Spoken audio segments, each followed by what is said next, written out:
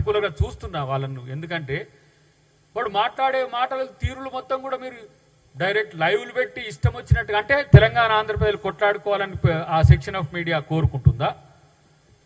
ఇతర మీడియా మీద జరుగుతున్నప్పుడు అందరు మీడియా మీరంతా మూకుమ్మడిగా ఎందుకు మీరు సహకరించుకోవట్లేరు?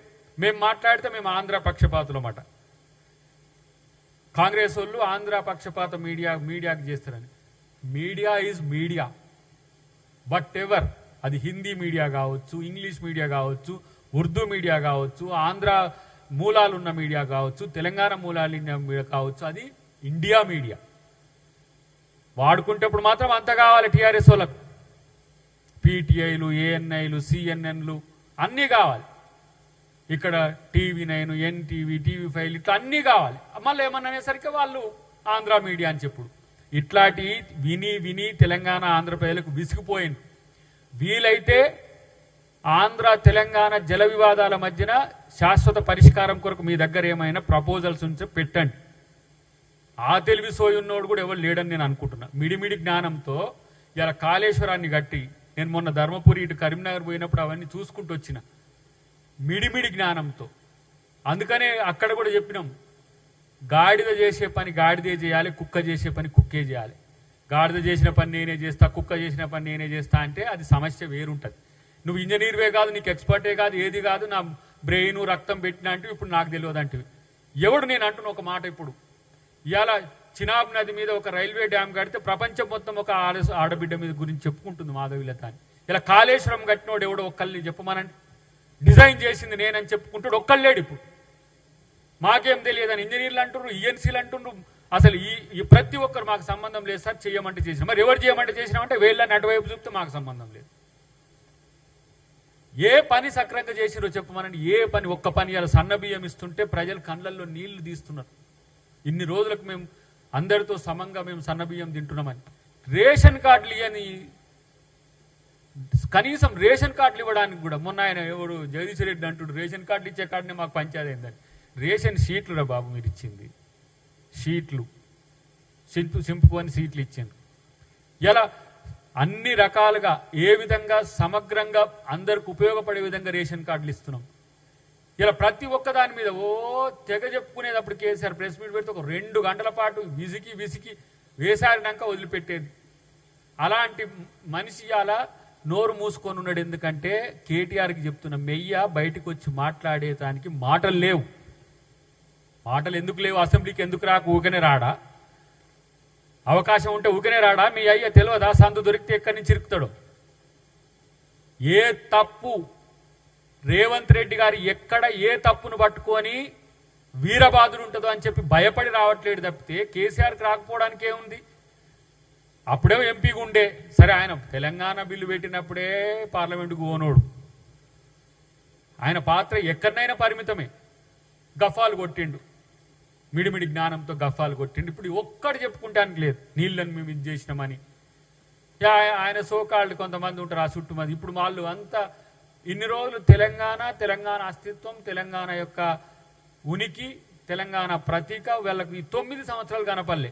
ఇక బయటికి వెళ్ళరు, ఇక గోరిందలు లెక్క బయటికి చిన్నగా బయటికి వెళ్ళి తెలంగాణ సెంటిమెంట్ అంటున్నారు. మీరు ఆ రోజు మాట్లాడితే ఈ రోజు మాట్లాడే నైతిక హక్కు మీకు ఉండే. కాబట్టి ఇంకా మీరు ఏమంటాం, వాళ్ళను బానిసలు కూడా స్పాటకస్ లాగా కొట్లాడి రాజ్యం తెచ్చుకున్నారు. బానిసల కంటే, స్లేవ్స్ కంటే హీనమైన బతుకులు మీవి. ఇవాళ మళ్ళీ మీరు సెంటిమెంట్ను రగల్చాలని ప్రయత్నం చేస్తున్నారు. కానీ గుర్తుపెట్టుకోండి, నిజమైన తెలంగాణ ఉద్యమకారులం మేము ఇంకా ఉన్నాం. రాజకీయ ప్రయోజనాల కొరకు కాదు. మేము కాంగ్రెస్ పార్టీలో వచ్చి జాయిన్ అయినామంటే కాంగ్రెస్ పార్టీ సోనియా గాంధీ తెలంగాణ ఇచ్చింది కాబట్టి ఇంకో కార్యక్రమం లేదు మాకు. ఇచ్చిన కాంగ్రెస్ పార్టీ ఇలా బాగుండాలి, కాంగ్రెస్ పార్టీని అధికారంలోకి తీసుకురావాలని చెప్పి కాంగ్రెస్ పార్టీకి వచ్చినాం. ఇలా కాడ గన్పార్క్ కాడ ఉద్యమకారులు ఇలా వాళ్ళ యొక్క డిమాండ్ల కొరకు కొట్లాడుతున్నారు. అట్లాంటి కాడికి పోరు ఉద్యమకారులు అంటే వీళ్ళు నలుగురితోనే తెలంగాణ వచ్చింది, నలుగురే తెలంగాణ అనే ఉద్దేశంతో ఉన్నారు. తస్మాత్ జాగ్రత్త. ప్రజలు మిమ్మల్ని వాచ్ చేస్తున్నారు. భవిష్యత్తులో మిమ్మల్ని పిచ్చోళ్ళు అనుకునే దానికి తెచ్చుకోకండి.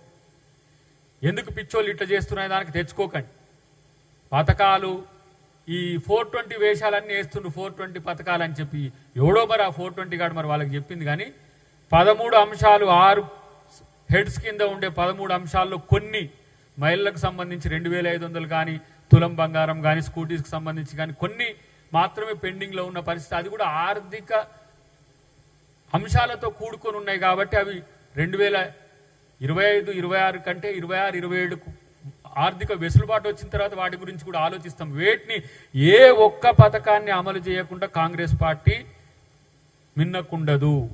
అన్ని పథకాలు అమలు చేస్తాం. మీరు ఇటనే మొత్తుకుంటూ రైతులకు 1,00,000 కోట్ల రూపాయల వరకు ప్రత్యక్షంగా పరోక్షంగా మేము బెనిఫిట్ చేస్తే రైతు సమాజం నుంచి వ్యతిరేకత తేవడానికి సవాళ్లు విసురుతారు. ఉద్యోగాలు 52,000 వేసినట్టు మా నోటిఫికేషన్స్ అని అంటారు. ఇప్పుడు గ్రూప్ 1లో ఇప్పుడు మిత్రుడు చెప్పిండు, గ్రూప్ 1లో కొన్ని సమస్యలు ఉంటే గ్రూప్ 2, గ్రూప్ 3కి దాని ఇంపాక్ట్ పడుతుందట. ఇప్పుడు ఆ గ్రూప్ 1 దాని మీద కేసు వేయడానికి మళ్ళీ సిద్ధపడుతున్నది బీఆర్ఎస్. ఎందుకంటే మళ్ళీ 32,000 ఉద్యోగాల పైచీలకి ఇప్పుడు మళ్ళీ నింపాల్సినవి ఉన్నాయి. దాదాపు ఇవి మొత్తం 2,700 పైచీలకు ఉద్యోగాలు ఉన్నాయి ఇప్పుడు గ్రూప్ 1, గ్రూప్ 2, గ్రూప్ 3. గ్రూప్ 1లో ఉన్న ప్రాబ్లం ద్వారా గ్రూప్ 2, గ్రూప్ 3 కూడా ప్రాబ్లం అవుతుంది. ఇట్లాంటి లీగల్ లిటిగేషన్స్ మీరు 9 సంవత్సరాల్లో తెలంగాణ సమాజానికి జరిగిన నష్టం మీద ప్రశ్నిస్తే మీకు ఆ క్రెడిబిలిటీ ఉండేది. కానీ ప్రశ్నించకుండా ఇవాళ మళ్ళీ కాంగ్రెస్, నేను ఇంకో మాట కూడా చెప్పాలి మిత్రులారా, కొంతమంది మీడియా మిత్రులకు కాంగ్రెస్ పార్టీ తెలంగాణ ఇవ్వడం ఇష్టం లేకపోవచ్చు. కొంతమంది తెలంగాణ ఆంధ్ర విడిపోవడం ఇష్టం లేని ఉండొచ్చు. కాంగ్రెస్ మీద సుదీర్ఘకాలంగా మీకు వ్యతిరేకత ఉండొచ్చు. కానీ మీరు ప్రజల్ని చూడండి, ప్రజలకు మేలు చేసే వాటిని చెప్పండి. కానీ ఈ పనికిరాని వీళ్ళు చేసే స్టేట్మెంట్లను బేస్ చేసుకొని మీరు వ్యూస్ లెక్క ప్రచారం చేస్తే కింద ప్రజలు మిమ్మల్ని ఈసడించుకుంటారు. ఇది గమనంలోకి తీసుకోవాలి. ఎందుకంటే టీఆర్పీ కొరకో, సస్టైనబిలిటీ కొరకో, వాళ్ళు ఇచ్చే తాయిలాల కొరకో, వాళ్ళు ఇచ్చే యాడ్స్ కొరకో వాళ్ళ అబద్ధపు ప్రచారాలను మీరు ప్రాపగండాన్ని కనుక మీరు అదే నిజమని కనుక ప్రచారం చేస్తే తెలంగాణ ప్రజలకు నష్టం జరుగుతుంది వీళ్ళ వల్ల. తద్వారా మీరు ఇండైరెక్ట్గా కూడా వాళ్ళకు సపోర్ట్ చేసిన వాళ్ళు అవుతారు. మీడియా నిక్కచ్చిగా 4th ఎస్టేట్గా మీకున్న ప్రజాస్వామిక హక్కు, రాజ్యాంగబద్ధమైన హక్కు. మిమ్మల్ని ఎవడేం చెయ్యలేడు. ఎవడైనా చేస్తే మేముంటామని ఎందుకంటాం? మేము మాకంటే ఎక్కువ తెలంగాణ ఉద్యమం చేసిన పొడింగులు ఏం కాదు.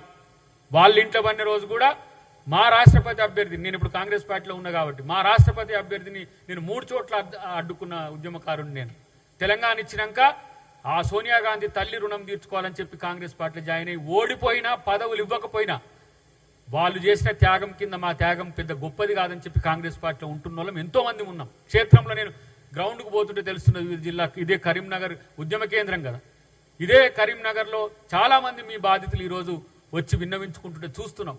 కాబట్టి ఇప్పటికైనా ఇక ఆ పదాల కంటే ఎక్కువ కనీసం ప్రజల కోసం పోరాడే ప్రయత్నం అన్న చేయండి. ఈ కుయుక్తులు మానండి. ప్రజల కోసం పనిచేసే కార్యక్రమం ముందుకు తీసుకుపోవాలని చెప్పి నేను వారిని డిమాండ్ చేస్తున్నా. కాబట్టి ఈరోజు ఈ కార్యక్రమం ఇట్లా కొనసాగడానికి మరింత ఎక్కువ కార్యాచరణ తీసుకోవాలని చెప్పి పెద్దలందరికీ కూడా ఆ వారి దృష్టికి కూడా తీసుకుపోతానని చెప్పి తెలియజేస్తున్నా.